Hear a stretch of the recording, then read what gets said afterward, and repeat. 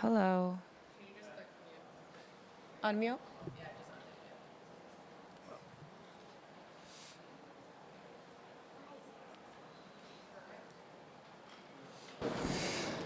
Alrighty, well, we will start now with our Matchday -1 press conferences for New Jersey, New York, Gotham FC. Obviously, we have here Gotham FC forward Lynn Williams and defender Ali Krieger.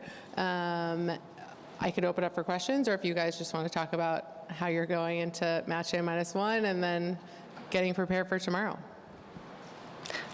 Hello, it's us. Go on, we made it. This may become a podcast episode. No, we're so thrilled to be here. We can't wait for tomorrow. We know it's going to be a great game, a good matchup. We've obviously grown.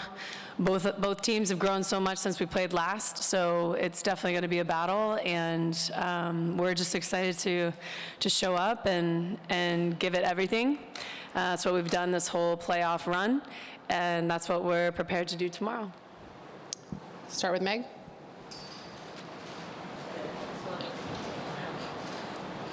Are you on? I can't hear you. If you could just stand up. Yeah, okay. Now you're on. Smart. Just kidding. Ali, I was hoping that you could maybe talk about what you have learned about yourself as a leader, being a captain on this team, but in this particular season.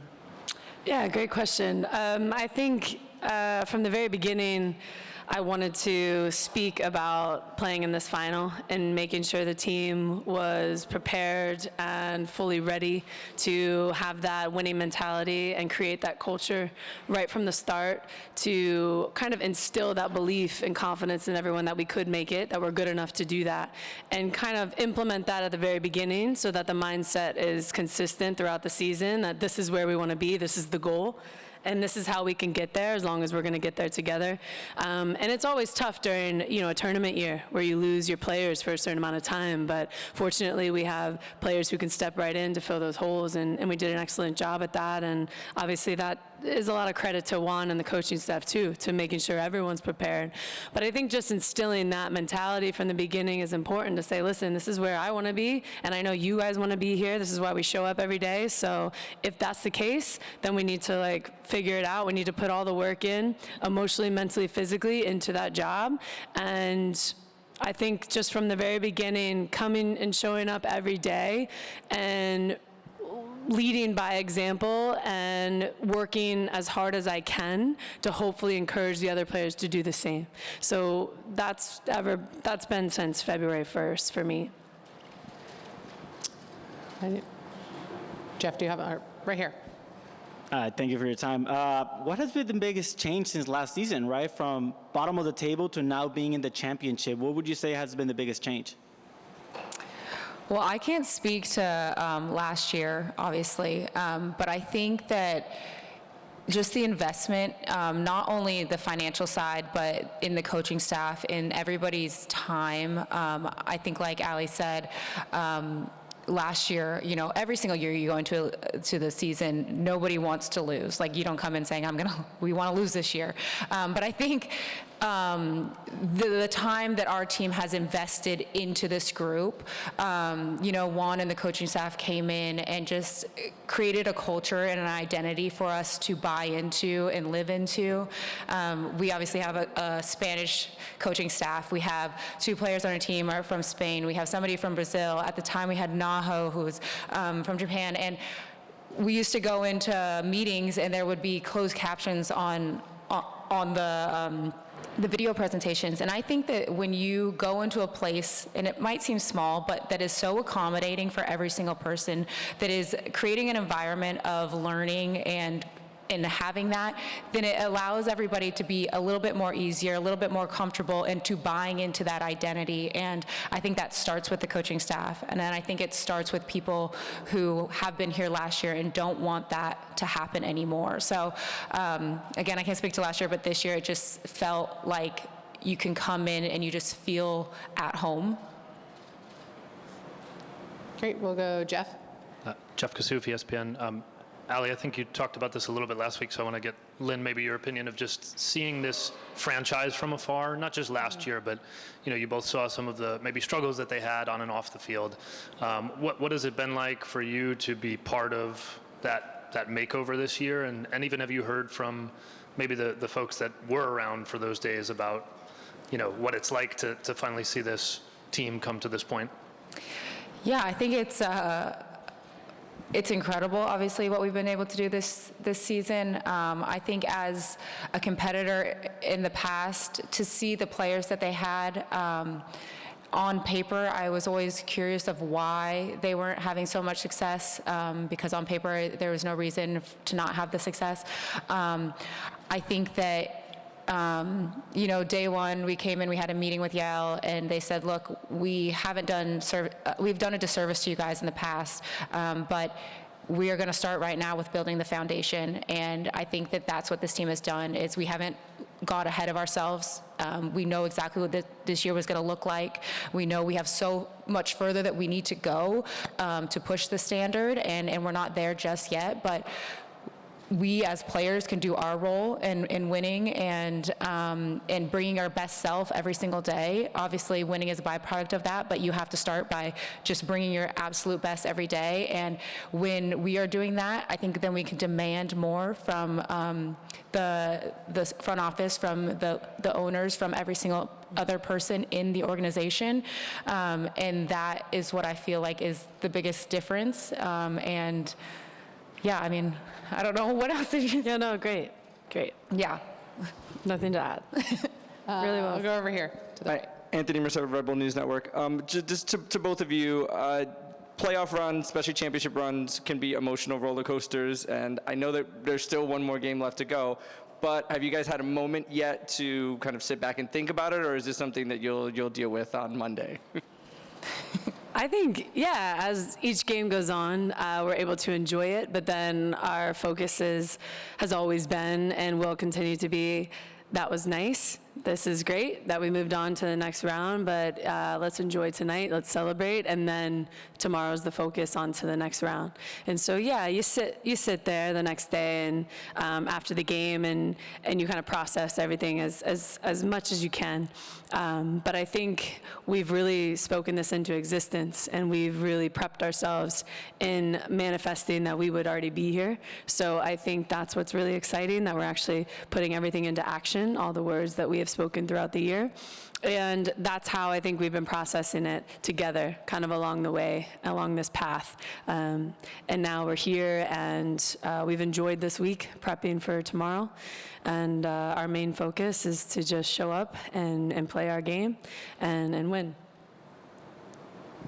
Go right in the middle. Peyton Skills, she plays Inc. Lynn, last year your team came and was in this place, but you obviously weren't in the exact same position, coming back from injury. I was in the room at the draft, and the cheers that went up when your name was announced for the trade was... You should have heard me at home. Shock. Like, the gasps, the cheering, it was really, you could tell how excited people were to see you and for you to be at this team. How has that journey come kind of like over the past 2 years felt or been for you to get to this point? Yeah. It's been a long 2 years, to be honest. Last year sucked. Injuries suck. And I was so happy for my team to get to that point, and to not be able to play, not really touch the field at all that season is obviously disappointing. When I put myself back into that position, I was so excited to just get back to the season and to be able to play. All I wanted to do was play. And then obviously, in a second, my life switched, and I was shocked to be traded, but honestly, to see the welcome that I got it made the transition so much easier. I think if you're traded by choice, it's really hard. So to be traded not by choice is even more hard. So to have, sorry, you guys, there's spiders coming from the ceiling over here. No, I think they're connected to the microphone, and they're hanging. I don't understand what's going on. Why are you touching it? So random. I don't know. They're like little babies. I was getting so distracted.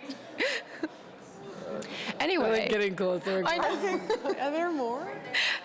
No, we're good. No, we're good. Okay. We're good. We're safe. We're good. So sorry. Yeah. Did you guys plan that? I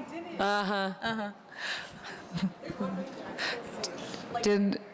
Did the rain put these spiders here? I mean, Yeah, thank you.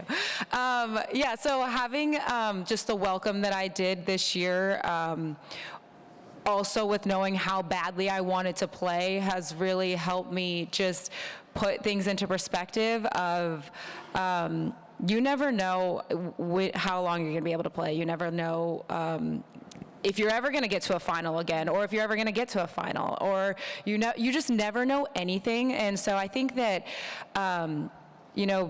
having that perspective, I wish everybody could have that perspective without going through injury. It just really allowed me to pour all that I had into this season. And it's never easy. Like, even if you're on the best team of the best teams ever and you're winning every single game, it's never easy because you have to come out here and bring your best every single day. But this group of players and this group of people have made not only my transition, but the year just so fun. And yeah, it's been hard, but there's been so many good moments. So I'm just really excited to get going. I am so anxious to have tomorrow come, but we're gonna celebrate this last training. We're gonna celebrate Ali's last training, and I think that's what this team does best, is celebrate and then put our heads down and continues to grind. So I lost the question because I got distracted by the spiders, but that's my answer. great. We'll go to Zoom for a few. Nancy Armour. Hey, thanks for you both for doing this. Ali, when you look back at where the league was when you started to what it is now, the media rights deal that was announced yesterday, the expansion teams. She's on. Okay, that's what I I'm on thought. Zoom. I was like, Sorry. that's okay. I'm listening. When you look back at where the league was when you started to what it is now as you're leaving, can you talk through what it has been like to watch that grow, and what are you most proud of? And then Lynn, how appropriate is it that this final that both Pino and Ali are playing for championship in their last game, given what they've done for the league? So yeah, at the beginning it was definitely rough. We all had a goal in mind that we wanted to see this out. We wanted to see this become the best league in the world and be really successful. And that's where I think we're on such a great path to do. And obviously the job will never be done, the work will never be done, because there's always going to be something to better. And the standard will always be, pushed to the best of the limits that we can, and what these players deserve, and how we can continue to show value and appreciation for all the work that the players put into this league. But yeah, it was definitely rough at the beginning. We didn't have, I was basically fighting for socks to wear at training, for some of the players, and at times we had to wash our own clothes. So we've definitely come a long way. And I think what I'm most proud of, I don't know if it necessarily has anything to do with football. To be honest, I think just over the years, no matter what team you're on, and no matter where you're from in this country and who you play for, at the end of the day, we have each other's backs as a league and players in the league, and we have power in numbers. And I think that we've seen that over the years, and I think that no matter what, we can get out on the field, we roll our sleeves up, we get after, we can compete because we're winners. But also at the end of the day, we have each other, and we know how to fight for one another. We know how to fight for what's best for this league and for these players. And so that's ultimately, I think, what I'm most proud of, and leaving this game better than where we found it, especially from, in 2012 when we first started, or 13. And to see where it is now, and to see what we have, and to come here and feel important, and feel like this final is what we deserve, and all the media attention, all the social media going on. I mean, just the level of professionalism has definitely been tremendous to see the growth. And so I appreciate everyone's hard work. It doesn't go unnoticed, and let's just keep fighting for more and more every single year. And that's really what's been refreshing over my time. Yeah. I mean, you couldn't write a better ending. It's such a Cinderella ending for Krieger and Pino. Well, look, they have given so much of themselves to this game, and I couldn't think of two better people to make it to the final, and I think that both of you guys are so deserving. Thank you. No, truly. I think that, I think Pino, when I think of her, just her impact on the game. She has transcended this game. She has fought so much for equality, for things bigger than herself. I think she will leave her mark on this game. When I think of Krieger, I think of somebody who fully pours her heart and gives to everybody her 100%. Her, if she has 90%, if her tank is 90% to give, she gives all 90% of it. If it's 100%, she gives all 100%. If she's running on E, she will give the last bit to whoever she's interacting with. And I think that I hope that when both of them step aside, that they feel that the game is in a good position, that we can take on that burden and continue to fight and push, because I think that, like Krieger said, there's always going to be standards to push. The league is in such a better place even since I got into the league, but it has so much further that it needs to go. So I'm really excited for both of them, but Pino's won enough, so it's time for Krieger to win this one. Thank you, and that's really sweet. Jason Anderson on Zoom. Thanks you both for speaking with us today. Jason Anderson from Pro Soccer Wire USA Today. This question is for Ali. I wanted to ask, thinking about your career over the course of the entire league, you just talked about some of the really difficult challenges, whether that's your departure from the Spirit or tough seasons on the field with Orlando, last year with Gotham. It kind of runs the gamut of the problems this whole league has seen in a lot of ways. You've seemingly been through a bunch of them. You just addressed the collective of wanting to be there for the other players and be fight as part of a group. But from afar, it seems like you still ultimately have to kind of choose that for yourself on a daily basis over a period of a decade plus. So I'm kind of curious, what kept you coming back, and somewhere along the lines, did you ever think that maybe you wouldn't get another shot at a final like this one? Yeah, great question. Playing the sport is such a risk, like Lynn touched on before, and you have to fight through adversity. You have to fight for, your own path and what you want to do. If you envision that to be a successful season or to be in the final, then you fight like hell just to do that, and you claw and scratch until you get there. And so I've never been one to shy away from that pressure and winning. I'm addicted to winning, and I think I'm probably one of the most competitive people in the league, and I'm sure a lot of players and opponents can attest to that as well. But I think that's why I respect the game so much. I'm giving it everything I have, and you don't necessarily get all of it back in return. And so you have to have that willingness and drive to want to do it for yourself because you love it and because you like to show up every day and compete and to win and to play football. This game is a silly game at times, and any team can win on any day, and but that's what's so enjoyable about it. It's pretty unpredictable. And I love being a part of a team, and I think that's why I've showed up day in and day out, because I love to surround myself with players who are also better than me so that I can get better too. And I just love to be in an environment and compete and win. And I think that's what has motivated me all these years. And then ultimately, no matter what's going on in my life or, within the sport, showing up to training every day and having that freedom and that focus and that fun to not think of anything else other than to play football and just feel free. I think that's why I've lasted this long and have played since, I've turned 39, and that's what's enjoyable to me. So I think that's also addicting, just to not think about anything else that's going on in life and just going out there, touching the grass and really enjoying myself.